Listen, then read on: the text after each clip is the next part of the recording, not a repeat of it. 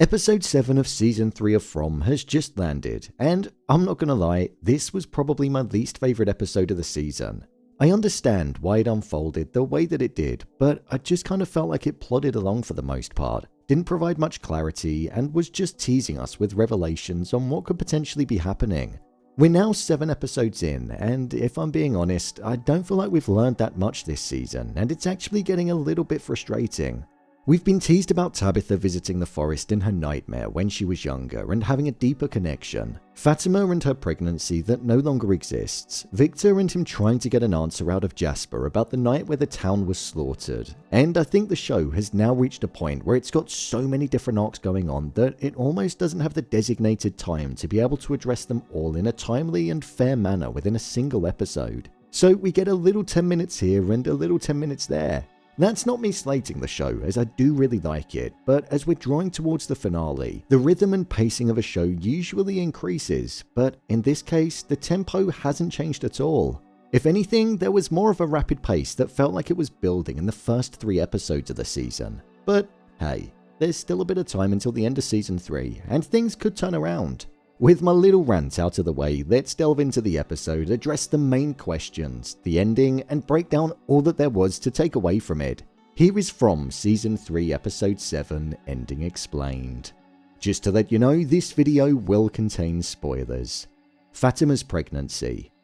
One thing that I think is on the horizon in the show is that Fatima is definitely going to turn into one of those creatures.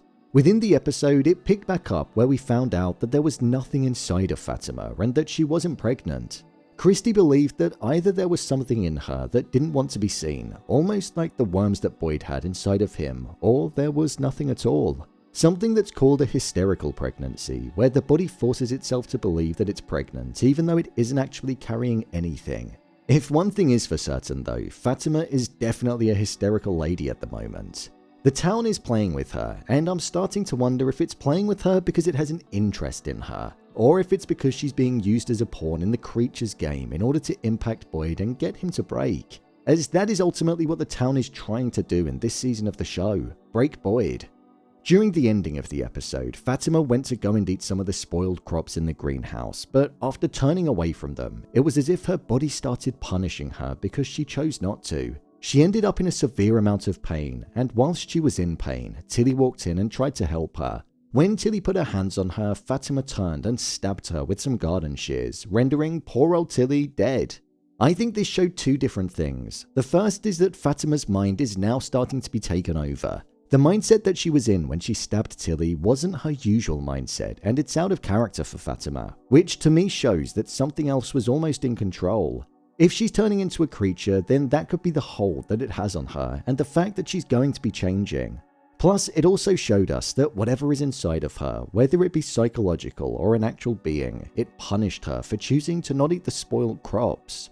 Almost highlighting that by eating the spoiled crops, it wasn't something that allowed Fatima to feel nourished and fulfilled, but its main intention was to fulfill that part of her that seems to be transforming or growing. So by going against what it wants, it ultimately takes a stronger hold. Hence why she ended up stabbing Tillie, because she wasn't in control in that moment.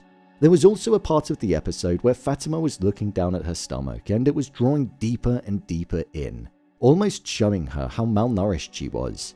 This felt like whatever was inside of her was telling her that she needed to get some food and feed it.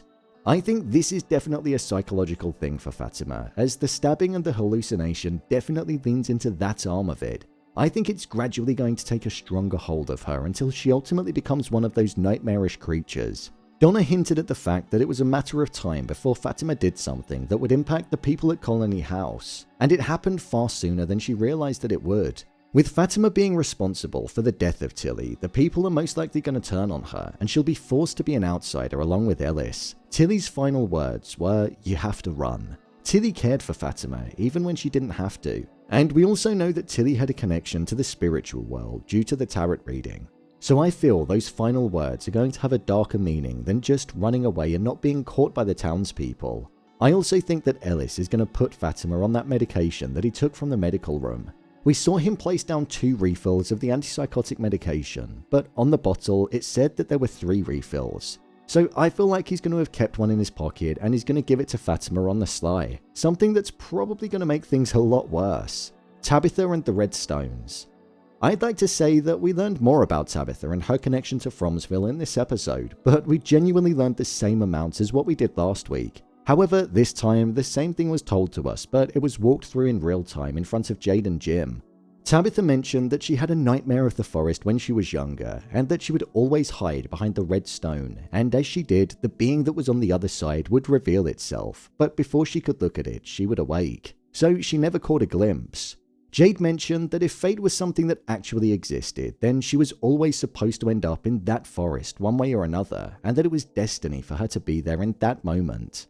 There was a piece of dialogue that was spoken where they mentioned how the creature that was making a noise during the night outside of the huts in the forest was nothing like what plagues the town. So it's got me wondering what it is that lurks in the forest at night. Judging by the shadow that was cast over Tabitha when she was in her nightmare, it looks like it could be significantly bigger than what we've come to see. There's a theory about Tabitha having been in that town before when she was younger, and I think that could be the case. I think that's why it was a nightmare that recurred over and over again and felt real, because it was. She said being there felt like the dream that she had, and I think that's because she once walked in Fromsville and managed to find a way out just like she did at the end of Season 2. There's a theory going round about her being Victor's sister, and I do think that could be the case. She could well have been Eloise and found a way out on the night where everybody was slaughtered and was essentially raised by a different family when she made it back to reality. Her memories could have been suppressed, and that's why she feels like walking the forest could be a dream rather than reality. Tabitha is an extremely important individual, just like Miranda was. I think she actually holds the same level of importance, but I'm just hoping that the importance is going to be elaborated on the more that time goes on, because we didn't learn much else about the forest or Tabitha's importance in this episode. Elgin and the Kimono woman. Well, the town is definitely trying to tell Elgin something, isn't it? The camera that he found a couple of episodes back randomly went off, and it showed the doors to a cellar that the Kimono lady wanted him to find. She previously said, "If you help me, then I can save everyone." So it feels like the Kimono lady wanted him to find this particular place.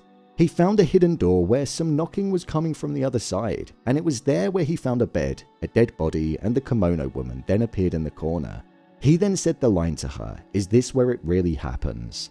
What was interesting was that somebody had clearly been in there because they decided to cover up the dead body underneath the blanket. So this wasn't the first time that somebody went in there following the person dying. It feels like this room could well have been a prison for somebody, as it was tucked away twice. What if this arc is going to be connected to Fatima? The Kimono lady appeared next to Fatima in the Polaroid in the previous episode, and with Fatima killing somebody and it appearing like she's going to become too dangerous for her own good, what if the townspeople keep her somewhere like that, as if it's some kind of prison? The fact that Elgin said, "Is this where it really happens?" It shows that the Kimono lady has told him something that we don't actually know yet. Maybe something that once occurred in the past in Fromsville, or about something that is on the horizon about Fatima.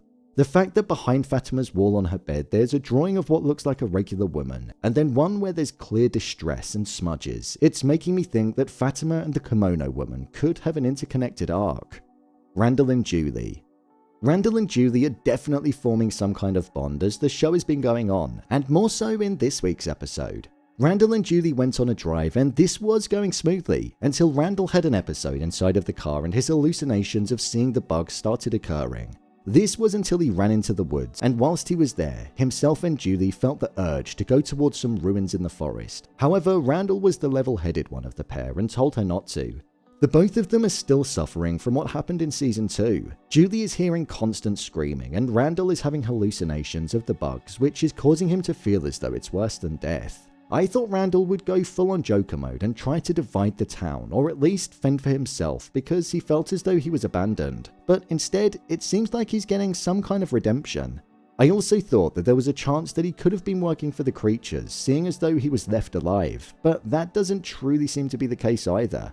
I'm actually conflicted over what to think with Randal and Julie at the moment. But it seems like the ruins are going to be explored in the next episode, judging by the synopsis. My review of the episode. I thought this was an okay episode of the show. Like I said, I'm just getting a bit tired of it feeling like there's not really much development of the plot and us just getting little sections of development rather than overall progression. We've got Tabitha's arc, Fatima's arc, Randal and Julie's developing arc, the town trying to break Boyd, Acosta looking like she's about to cause some trouble in the town, Tillie now being killed, Elgin and the Kimono woman, the boy in white, Victor trying to learn about what happened several decades ago, the phone call to Jim from somebody claiming to be Thomas, and Jade trying to understand what they're all doing there. It just feels like the show has too much going on for its own good, and it just can't dedicate the time to each story, so things get forgotten, left behind, or just not given the attention. There's only 10 episodes in a season and they float at around 50 minutes, so there's a lot that they need to get through. I'm never one to say that I want less meat on the bone, but at this point I'm full, and I can't eat anymore. We need some answers, and we need each arc to start giving us a sense of understanding and resolution. They're all ongoing, and new ones are even getting started up, so they're all just getting piled on top. In terms of the performances, they were all really strong. I can't fault any of the cast members in the show because they deliver every time that they're on screen. Acosta is probably the only character in the show that I don't really like, but that's because of the way that she's been written, and they want us to think that of her. She was rude to Boyd, and I think she's going to get her comeuppance. At least, I hope she does, because she's acting like she knows best when in reality, she's just going to get herself or somebody else killed. The synopsis for the next episode is accusations start flying and truth comes to light in the aftermath of a tragedy. Victor struggles to recover long-buried memories about the town's past, and Julie and Ethan search for answers about the mysterious ruins in the woods.